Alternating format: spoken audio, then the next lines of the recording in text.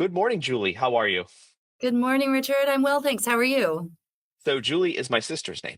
So right off the bat, we have something that connects us, which is pretty cool. That's perfect. And it Yeah. makes you smile when you say it. Right. So, Exactly. Absolutely. Well, good morning. We are joined this morning by Julie Stadlbauer, the Chief Business Development Officer. Is that accurate? The Chief Business that is Development correct. Officer for Progyny. And I'm so excited and welcome to meeting you. And I think we'll just kick things off really quick, Julie. It sounds like you just got off a flight, you just got in the room. So thank you for all of that. We'll Of give you course. a moment to just introduce yourself. Tell us a little bit about you, Julie, before we jump into everything that you're doing with Progyny. Hi, everyone. Really pleased to be here today. I'm Julie Stadlbauer. I am the Chief Business Development Officer with Progyny. I've been with Progyny for 9 of our almost 10 years serving customers. I've been in the benefits industry for about 3 decades. Most of that was on the health plan side, and Mhm. most recently was Cigna, where I spent over 8 years leading national account sales in the West. I have been fortunate to have worked with and for incredible people and for companies with incredible missions, but everyone knows that I call Progyny my career nirvana. I've never in my entire career experienced what we experience when we launch a Progyny, Mm, and that is tears of mm, hope. And good. people that have given up and having a child all of a sudden have hope again. So it's been incredible. And with Progyny, I 3 different teams report up to me: our health Mhm. plan team, our consult relations team, and our channel partnerships team. So really looking to scale and grow the business. That's fabulous. So again, other connections that you and I have. I worked at Centene for a number of years Wonderful. in their medical management organization. I've worked for some Blues plans, and I've also worked for several healthcare technology vendors throughout my career. So many ways that you and I are connected. I also worked in human capital management for a little while as well. Oh, great. Yeah, so we're very connected in many ways, Julie. So I'm very excited to chat with you. You mentioned the tears of joy and fertility benefits and what you are doing with Progyny, expanding fertility benefits. You are impacting millions of people. It's such a beautiful mission. It's such an important mission. What first attracted you, Julie, to this mission? Well, number of things. One, I happen to know some of the founding customers, Facebook and Google, and some of the Mhm. consultants that were working to really create Progyny as it is today. Mm, And they told the folks at Progyny to reach out to me. So, and I was very personally connected to this because of my sister. So my mhm, sister actually worked for Cigna, and mhm. she struggled with infertility. She had 6 failed rounds of IUI, Oh my and her gosh. first attempt at IVF resulted in my beautiful niece Ava, Oh, who's now 7. And so she has 3 beautiful girls. And had we existed when she was going through this, I think we could have prevented 2 years of uh, heartache, I would say. I was So, going to say, I almost wanted to say anguish, but I'm sure it was yes, like something between heartache and anguish, right? I mean, yes. it's so awesome. And I think many of us know someone in our lives that have been impacted by fertility challenges and have maybe gone through IVF, which then kind of leads me to, geez, Julie, it's prohibitively expensive, right? The average family cannot attempt something near this. So talk to me about why employer-sponsored fertility benefits are so essential, and how does Progyny work to broaden that access? Yeah, so it affects 1 in 6, so more than people may realize. And a third of the time, it's male factor infertility. So many people think of Mhm. this as a women's only Sure. issue. It's not. And on average, it takes it's about $70,000 to be successful on average, which obviously is cost prohibitive. Mm, And there are a variety of different needs for people to have fertility treatment and or other pathways to families. That could be, LGBTQ, single parents by choice. People are sure. increasingly freezing their eggs because the average age, we're built to have our babies in our late teens and early 20s. And Right. in 2016, more people had their first baby in their 30s. Yeah. And so as you age, you cycle your highest quality eggs first. Mm, And mhm. so, we're not biologically keeping up with kind of the world today. And Yeah. so it was really important for us to be able to launch a benefit what employers value is a number of things. One, attraction and retention. Right. But when you think about claims risk, about Mm, 50% of this country's treatment for IVF is cash pay. So people are mm, mortgaging their homes, they're tapping into their 401ks, they're doing whatever is necessary to be able to have a child. If mhm, that's a goal in life for them.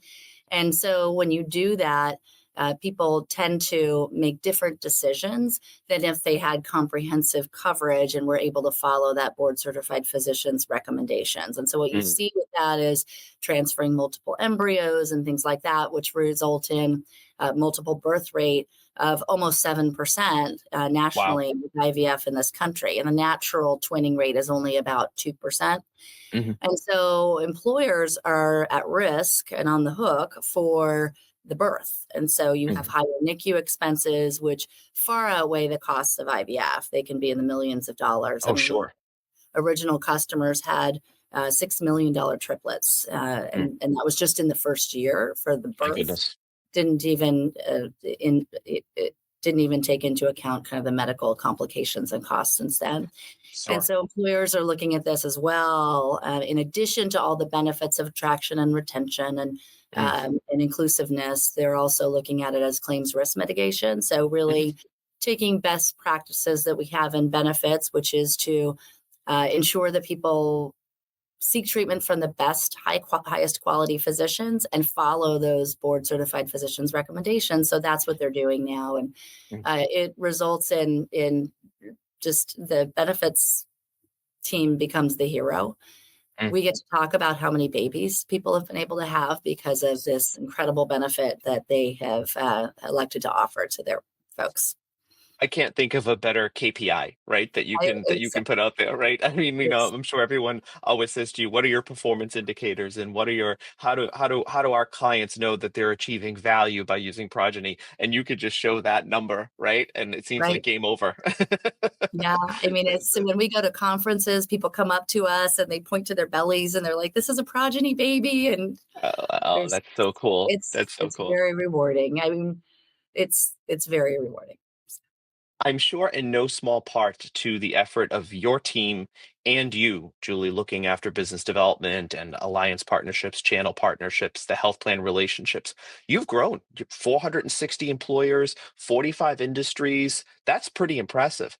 How has that road been for you? I'm sure it's been paved with some challenges, but also with some successes. How have you tackled that? We're actually now even at over 530 Oh, wow. employers. So See, my data's already old. we're moving quickly.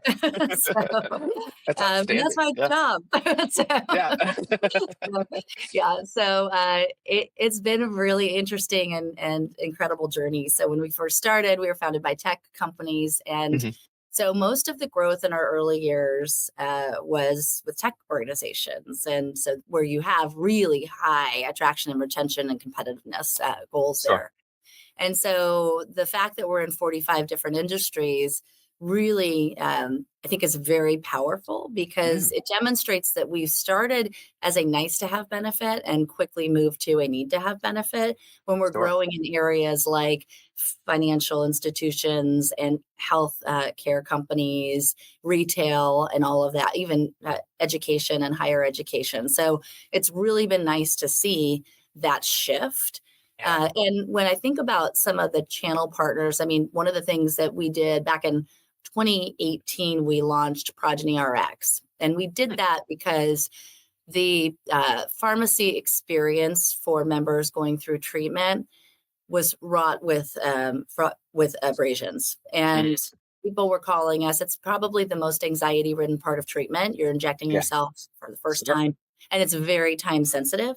And so we were getting a lot of calls with members in tears. They weren't receiving their medication. It was stuck in the Mm, authorization process of the PBM. And it's not because the PBMs were trying to be difficult, but they're not connected to the treating provider. So they're sure. not able to get the information. So I remember when we were building that, a lot of folks that are well known in the industry told us we were wasting our time, Hmm, that the PBMs would never allow carve out of those specialty medications to us. And we moved forward because it was really important to us from a member sure. experience perspective to do that. And we launched, and two of our most high or best performing partners are PBMs, Mm. CVS and ESI Evernorth. Oh, And sure. so, and they recommend carving out to Progyny RX for the fertility medication experience. And so really proud of our, focus around the member and moving forward. And then as I think about our health plan team, in our early years, the work around health plans was to integrate, to be able to Mhm. submit medical claims, as opposed to, we never needed a Progyny card, a debit card. We didn't exist outside of kind Sure. of the benefits ecosystem like some Mhm. others that tried to follow had to. And Mhm. so that was our work early on. And then when some of the health plans started to look to partner with us, they wanted to retain the network. Mm. And we would never compromise our value. Part Mhm. of what we're able to do in terms of driving higher quality care and outcomes is the connection that we have to the treating provider and the exchange of clinical data. It also informs our outbound member outreach. So we know when a member has experienced a miscarriage and we're able to reach out through our Wow. dedicated team and offer support as they're going through the grieving process. We're able to reach out when they have a positive clinical pregnancy, offer that same support. Same And so conversation. thank you. So Yeah. decoupling that would compromise our value. And so we Mm. we held true to what we're doing. And so the health plan relationships that we've launched most recently with Cigna, it's a huge statement because when they talk about a partnership with us, they've delegated everything to us. So they've Totally. delegated the credentialing of providers, the management of the provider relationships. We've achieved Mm. our 3-year NCQA accreditation and URAC accreditation. And they delegate the full member experience. Very different than some of the other women's healthcare companies that have relationships with other health plans. They're basically operating just as a digital front door to the Mhm. health plan's underlying fertility and family building solution. That's not what Progyny does when it enters into these partnerships with the health plans. And I think it is a huge statement to our value to have a Yeah. plan decide to delegate to us. So really Mm. proud of the work that's being done in that regard as well. I can really appreciate too, Julie, what you just talked about because from like the human centered design aspect, and you talked about abrasion on the member side, right? And the work that you've done to remove that abrasion. You've talked about the integration challenges associated with the health plan and the PBM. You've worked to worked through that friction, if you will. You talked about the providers and how they need to be involved. So that perfect triad of member, health plan, provider and making sure that interoperability exists, if that's what you want to call it, but at least some sort of way in which that information is shared appropriately across that. Then you talk about the benefits. That's so much that you've been able to implement over a 9-year period. It's really impressive. As you think even beyond that, Julie, I know that there's this sort of notion of beyond just fertility treatments, sort of the fertility to menopause support. Is Progyny also thinking about sort of the perimenopausal, menopausal aspects of women's health as well? Absolutely. What we've done is really examined what drove our success in Mm. fertility and family building, and that is the focus on curating a high quality network of providers, integrating the data to inform our member experience, being able to report out our value to our Mhm. clients, to our consulting partners, and also back to the providers to improve the standard of care. Mhm. So as we look at overall women's health, and I'm really so pleased to see the spotlight on women's health. Yeah. It's long overdue. In Mhm. this country, in the United States, 50% of women experience endometriosis symptoms for a full 10 years before they Mhm. get to a diagnosis. Mhm. 30% of people don't have a primary care physician. So there are many opportunities for us to address gaps in women's healthcare. And if you think about women's healthcare, a lot of primary care for women exists in a specialist setting, Sure. and it's not all connected back, Mhm. was centered on the patient. And so we look at the spectrum of women and family health, and we're identifying gaps, and we're taking where we've built that expertise to see where we can address those gaps. So when you think about perimenopause and menopause, it's a number of Mhm. things. One is it's getting to a provider that is certified in menopause treatment, because a lot Mhm. of OBGYNs are where people go if they Mhm. go anywhere to address their Mm. symptoms. And the training is very minimal. So Sure. there's a special certification. So we curated a network of menopause Mm. certified providers, Wow. and we offer support to our members to help them understand these are the symptoms you can expect Mhm. to start to experience, and there is specialized care, and we can get you into a provider within a week. Mm. Normally it could be 6 months in the Sure. regular market, and then we'll follow up with you to ensure that if you, for example, had hormone replacement therapy and your symptoms did not get better, we don't just lose you. You don't just Mm. stop and kind of deal with it. We can get you back into the provider to try to see what are the other things that we can prescribe or they can prescribe to Sure. improve the symptoms. The other thing that's interesting is when you think about fertility treatment, the average age of someone going through fertility treatment for us is about 37. And Okay. that coincides with the onset of perimenopause symptoms. Perimenopause, yeah. We're in a very great position to help people understand what to expect and to Sure. not to have the, as my mom told me, just suck it up kind of like mentality. There's treatment there. And we also expanded into, we invested more heavily in preconception. Mm. We really want to have the opportunity to have people understand if they're experiencing symptoms, perhaps there's an underlying medical diagnosis.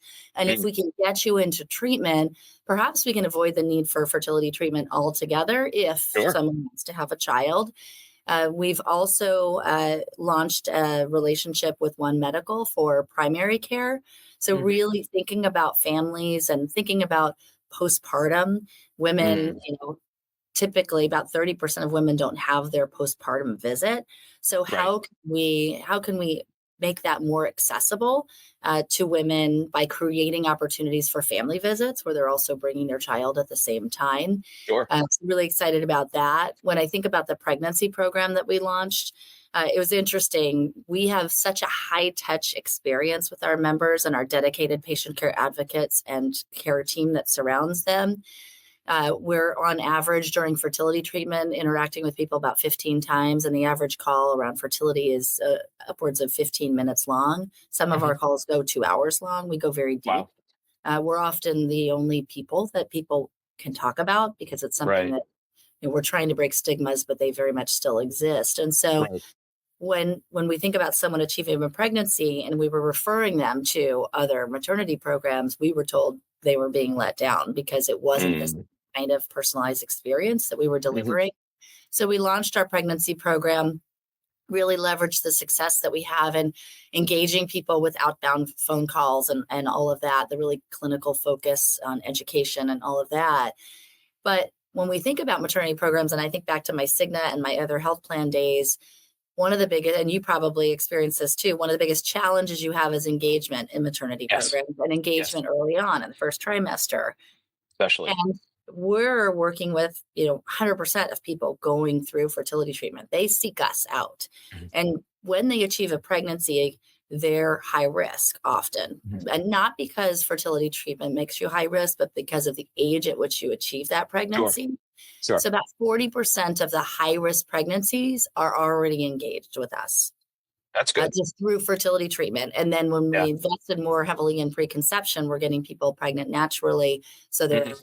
engaged with us as well. So really pleased and proud of the impact that we can have in extending our personalized model through pregnancy, postpartum, and return to work. The other thing that we've done, which is exciting, is we acquired Benefit Bump early in January, Mm. and they have benefits navigation support, very helpful to people. We do that at Progyny, but this takes it to another level. But Nice. one of the things that I think will be very helpful is the leave navigation and leave concierge support Mm. that we offer, especially as I think about people going through the spectrum. 100% of women going through pregnancy will need leave support. Right. And it's very complex.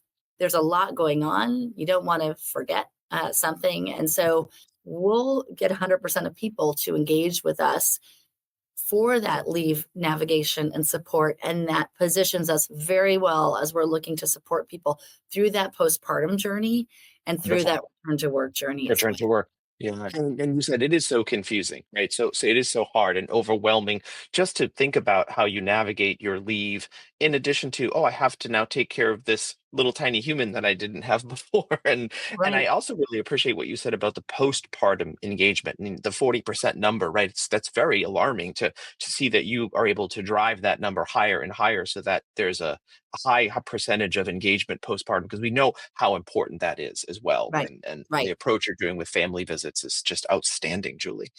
I'd Thank love you. to shift a little bit over to your leadership style, Julie. Look, for women in leadership, particularly in healthcare and benefits, there's a lot to kind of work through.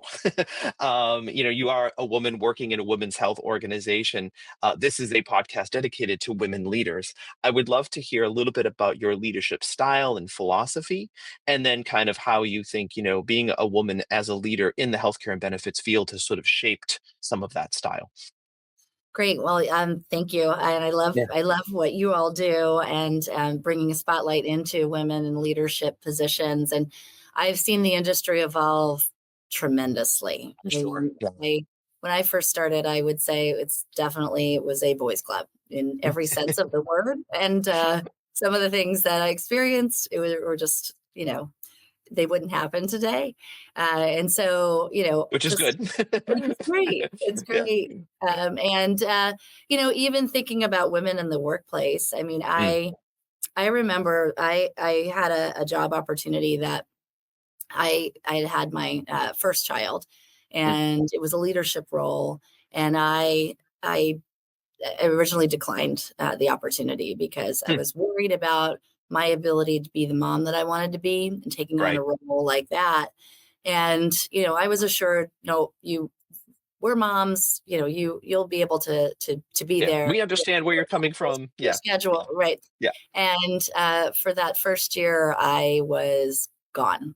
Mm, I wasn't in control of my schedule. I had a mm, big team that reported to me, but they would book a meeting for me in the Bay Area at 9 a.m., which meant that I had to leave the night before, and mhm, um, it just did not work out. I mm, was miserable, and mm. so I flipped to an individual contributor role on my team that I was hiring, and that was the best thing that I ever did at that time Mhm. because it just, from a travel perspective, I was more in control of that. And I was able to be the mom that I could be there. And so I do have a lot of new moms, as you can imagine, Progyny. A lot of people come here Yeah. because they've struggled.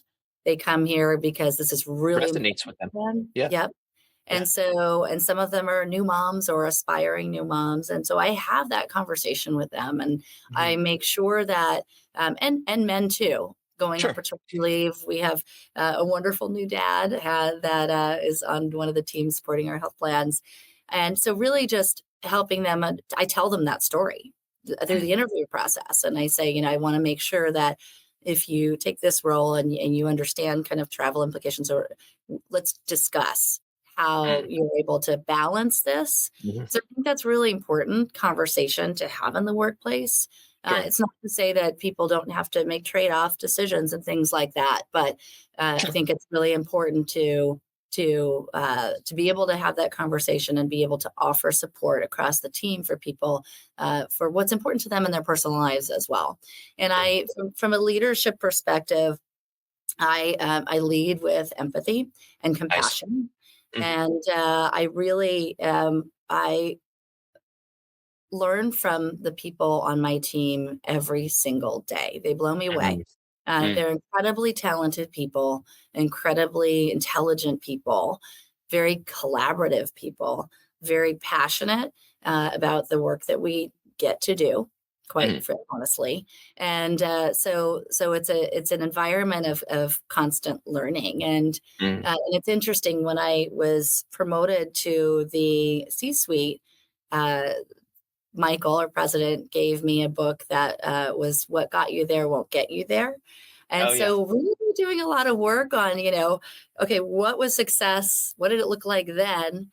And Sure. now, how do you think more broadly Sure. beyond like my organization Hmm. to ensure that our organization really is successful and the people feel empowered? So it's been a period of growth for me that has been wonderful. Do you have a philosophy, Julie, around I really like what you just said about, your organization's success. You can't be sort of just tunnel focused on your organization's success. Of course, your organization needs to be successful, but how do you empower and, allow for other areas of the organization to be successful? Do you have a philosophy, though, Julie, for what defines your own personal success as Julie the person? It's a great question. You know, I think I don't think I've really thought about it in that context, but Mm. I think, am I happy about Hmm. what I'm doing? Uh, Career wise, am I making an impact? I get calls all the time with opportunities, I can't imagine you don't. Yeah. Yeah. and I struggle to uh, see where anybody else could have this kind of Yeah. Yeah. impact and Hmm. this kind of culture where everybody knows what happens when we launch. Everybody Yeah. knows that means, people can have families. Everyone knows that that means that, people struggling with menopause symptoms are going to be able to get that support They and need. where we're Yeah. headed in the future. Yeah. So that's really important to me. Do my teams feel and the organization and at large feel support from me Mm. to be able to get what they need to in order to make us successful? And on the home front, are my boys thriving? I have 2 Yeah. boys, and a very proud mom. Are they thriving? Are they getting what they need? Am I modeling a successful career that they can emulate if They that's can look something up that to. they want in Yeah. business and things like that? And so they've gone very much through this journey with me. I've kept them very much apprised. They've watched me ring the bell at NASDAQ. They've had all these Sure, they're experiences, very proud. Yeah. very proud, Yeah. and it's just really opened their eyes, I hope, to opportunities that they can have as well. So They could put their mind to. Yeah, that is truly amazing. I yeah, love all of that. And thank you for allowing me to ask you kind of a off the cuff question of there, course. Julie, and, and, Yep, and your response was so great. I thanks. want to kind of, as we kind of come to a close, Julie, I want to talk to you a little bit about the advocacy that Progyny is doing. I'm sure that you're oftentimes talking to employers that are not thinking about offering fertility benefits, right? Right. And I know it is growing. There are more that are doing it, but there's still a lot that aren't doing that.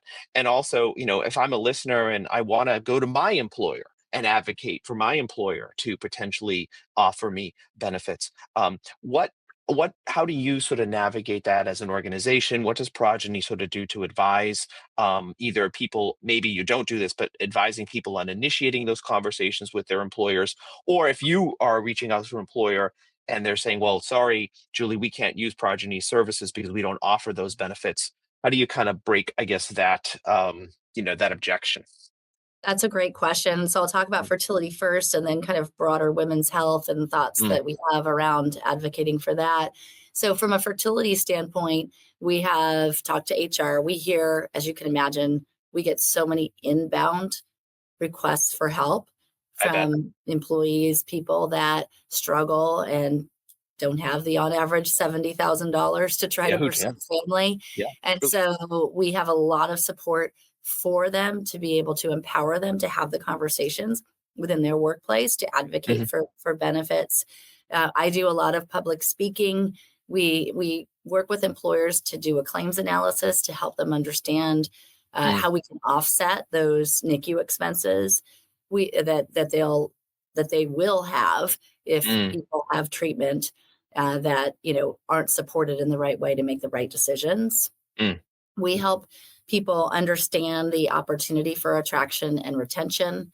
And Hmm. so, really thinking about you can invest in a fertility benefit and reduce that claims risk downstream, and it supports your overall organizational goals, whether that be, attraction, retention, or diversity and inclusion when we think about all pathways to family building. So, Right. it's it's a very robust strategy that we have with all constituents. But when I think about overall women's health, and I think about what we've created, I almost think about us as a specialized health plan. Mm, We've really taken all of the elements that a health plan has, yeah, but I can see in that. a very specialized way and in areas that are gapped. Like when I think about endometriosis, the highly specialized providers that focus on endometriosis oftentimes aren't contracted with a health plan. So Right. we're looking at expanding our network in specialized areas like that and PCOS to address that gap in care and make this a more cohesive experience for women. And when I think about some of the impacts on overall healthcare cost, you have higher ER visits due to pelvic pain and things like that, we become an opportunity for an employer to really examine what are they going to do to combat the 10 to 14% cost increases that they're dealing with their health Sure. plan or their PBM? Mm, So, really changing the category of, okay, do I want just a fertility and family building solution? I look at Progyny more on the point solution side. It's actually a more holistic. yeah, I'm looking at how to address and absorb these cost increases. If I put in a solution, a specialized health plan really focused on women and family, not only does it hit on my people goals around attraction and retention and support, but also when I look 3 years down the road, I'm addressing some of those other cost dynamics that I see in my plan around, higher ER visits and things like that. So really advocating for us to be thought of in a completely different space than some of the, other women's health kind of more lifestyle benefit programs. sure. I don't think you belong in a box at all, right? So I can Yeah, appreciate you thank trying, really challenging yourselves to take yourself outside of a box and think of it that way, right? As a holistic, like you say, specialized health plan that moves beyond fertility benefits into so many different advocacy for even what you just said. I mean, from a public health perspective, I could appreciate you're talking about reductions in ED visits and you. just all of these opportunities to improve medical costs across the board. So really, Right. really exciting work that you're doing. And thank you for doing that. I really appreciate it. And I'm sure your clients do as well. We have been speaking with Julie Stadlbauer, the Chief Business Development Officer for Progyny. You're such a mission driven organization and what you're doing. It's so important. Thank you to you and your team for the important work that you are doing. And thanks for coming on here and sharing some details about Progyny, about yourself. And we really, really loved it. So thank you, Julie. Richard, it was an honor to be here. Thank you so much for spending time with me this morning and keep doing the great work that you're doing. Appreciate it. We will. We will. Thank you so much.